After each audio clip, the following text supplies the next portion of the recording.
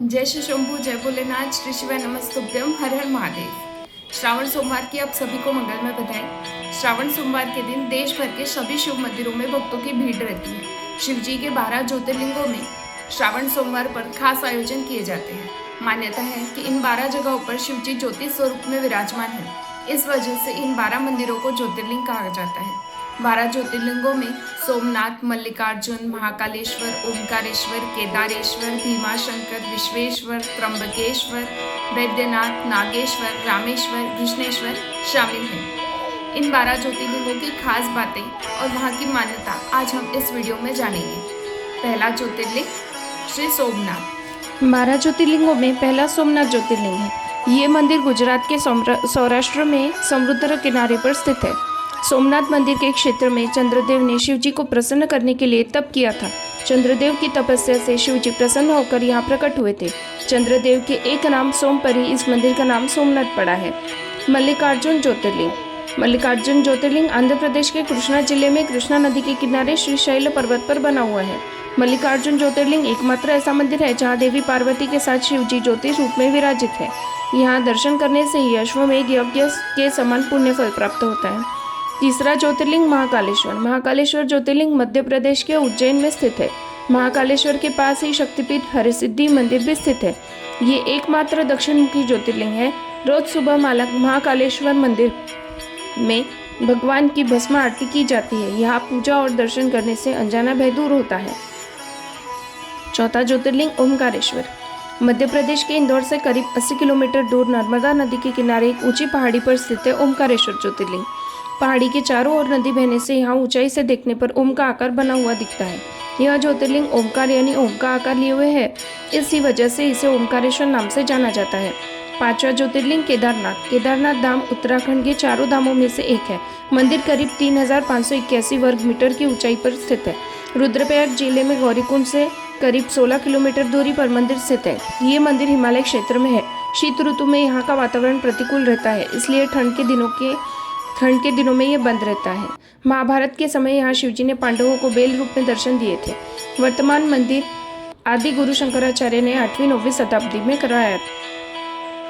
छठा ज्योतिर्लिंग भीमाशंकर। भीमाशंकर ज्योतिर्लिंग महाराष्ट्र के पुणे जिले में सह्याद्री पर्वत पर स्थित है। भीमाशंकर को मोटेश्वर महादेव के नाम से भी जाना जाता है। त्रेता युग में रावण के भाई कुंभकर्ण का एक पुत्र था भीम। जब श्री राम ने कुंभकर्ण और रावण का वध कर दिया था, तब भीम असुर श्री राम और विष्णु जी से बहुत क्रोधित हुआ था। उसने तप करके ब्रह्मा जी को प्रसन्न किया और वरदान पाकर देवताओं को पराजित करना शुरू कर दिया था। सातवां ज्योतिर्लिंग काशी विश्वनाथ। उत्तर प्रदेश के वाराणसी यानी काशी में स्थित है। विश्वनाथ ज्योतिर्लिंग काशी प्राचीन सप्तपुरियों में से एक है। यहाँ महादेव के साथ ही देवी पार्वती भी विराजित है। यहाँ देवर्षि नारद के साथ ही अन्य सभी देवी देवता आते हैं और शिव पूजा करते हैं। इस क्षेत्र के संबंध में कहा जाता है कि जिस व्यक्ति यहाँ मृत्यु होती है उसे मोक्ष मिलता है। आठवां ज्योतिर्लिंग त्र्यंबकेश्वर। महाराष्ट्र के नासिक जिले में स्थित है। त्र्यंबकेश्वर मंदिर के पास ही ब्रह्मगिरी पर्वत पर, इसी पर्वत से गोदावरी नदी शुरू होती है। यहाँ स्थित शिवलिंग में ब्रह्मा, विष्णु और महेश की पूजा एक साथ होती है। इस क्षेत्र में गौतम ऋषि ने शिव जी को प्रसन्न करने के लिए तप किया था।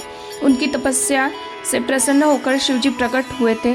तभी से ही शिव जी यहाँ ज्योति स्वरूप में विराजमान है। नौवां ज्योतिर्लिंग वैद्यनाथ। त्रेता युग में रावण शिव जी का परम भक्त था। वह हिमालय में शिवलिंग बनाकर तप कर रहा था। तपस्या से शिव जी प्रसन्न होकर प्रकट हुए। रावण ने वर मांगा कि वह ये शिवलिंग लंका में स्थापित करना चाहता है। शिव जी ने ये वरदान तो दे दिया, लेकिन एक शर्त भी रखी कि रास्ते में तुम ये शिवलिंग जहाँ रख दोगे वही स्थापित हो जाएगा। रावण इस बात के लिए मान गया। रावण शिवलिंग उठाकर लंका ले जा रहा था, तभी रास्ते में उसने गलती से शिवलिंग नीचे रख दिया। इसके बाद शिवलिंग वहीं पर स्थापित हो गया। रावण ने बहुत कोशिश की, लेकिन वह फिर से शिवलिंग उठा नहीं सका। निराश होकर रावण अकेले ही लंका चला गया। इसके बाद सभी देवी देवताओं ने उस शिवलिंग की पूजा की थी। पूजा से प्रसन्न होकर शिवजी प्रकट हुए और सभी की प्रार्थना सुनकर ज्योति स्वरूप में यही विराजित हो गए। ये जगह वैद्यनाथ ज्योतिर्लिंग ही है। प्रसन्न होकर शिवजी प्रकट हुए थे, तब से ही शिवजी यहाँ ज्योति स्वरूप में विराजमान है। 10वां ज्योतिर्लिंग नागेश्वर। यह ज्योतिर्लिंग गुजरात के द्वारका में स्थित है। द्वारका से भी नागेश्वर ज्योतिर्लिंग की दूरी 17 मील की है। शिव पुराण की रुद्र संहिता में शिवजी का एक नाम नागेशम दारुका वने बताया गया है। शिवजी नागों के देवता है और नागेश्वर का पूर्ण अर्थ नागों का ईश्वर है। 11वां ज्योतिर्लिंग रामेश्वरम। ये ज्योतिर्लिंग तमिलनाडु के रामनाथपुरम में स्थित है। त्रेता युग में रावण का वध करने के बाद श्री राम लंका से लौट रहे थे। उस समय श्री राम दक्षिण भारत में समुद्र किनारे रुके थे। श्री राम ने समुद्र तट पर बालू से शिवलिंग बनाया और उसकी पूजा की थी। मान्यता है कि बाद में शिवलिंग वज्र के समान हो गया था। श्री राम द्वारा बनाए गए शिवलिंग को ही रामेश्वरम कहा जाता है। 12वां ज्योतिर्लिंग कृष्णेश्वर। कृष्णेश्वर महाराष्ट्र के औरंगाबाद के पास दौलताबाद क्षेत्र में स्थित है। इसे कृष्णेश्वर या घुश्मेश्वर के नाम से भी जाना जाता है। पुराने समय में सुधर्मा नाम का ब्राह्मण था। उसकी पत्नी सुदेहा थी। उनके कोई संतान नहीं थी, इसलिए सुदेहा ने सुधर्मा का विवाह अपनी छोटी बहन घुश्मा से करवा दिया था। घुश्मा शिव भक्त थी। शिवजी की कृपा से घुश्मा को पुत्र की प्राप्ति हुई। बाद में सुदेहा ने अपनी बहन घुश्मा से जलने लगी थी। जलन की वजह से सुदेहा ने अपनी बहन के बेटे की हत्या कर दी और एक कुंड में बेटे का शव डाल दिया। जब ये बात घुश्मा को मालूम हुई तो वह दुखी हुए बिना शिव की पूजा करने लगी। शिवजी उसकी पूजा से प्रसन्न होकर प्रकट हुए और उसका पुत्र जीवित लौटा दिया। घुश्मा ने शिवजी से प्रार्थना की थी कि अब वे यहीं विराजमान रहे। भगवान ने उसकी बात मान ली और यहाँ ज्योति रूप में विराजमान हो गए। जय श्री शंभु। ओम नमः शिवाय। आपने भी ज्योतिर्लिंगों के दर्शन किए हो तो कमेंट में ओम नमः शिवाय ज़रूर लिखें और इस वीडियो को शेयर भी ज़रूर करें। जय शिव शंभु।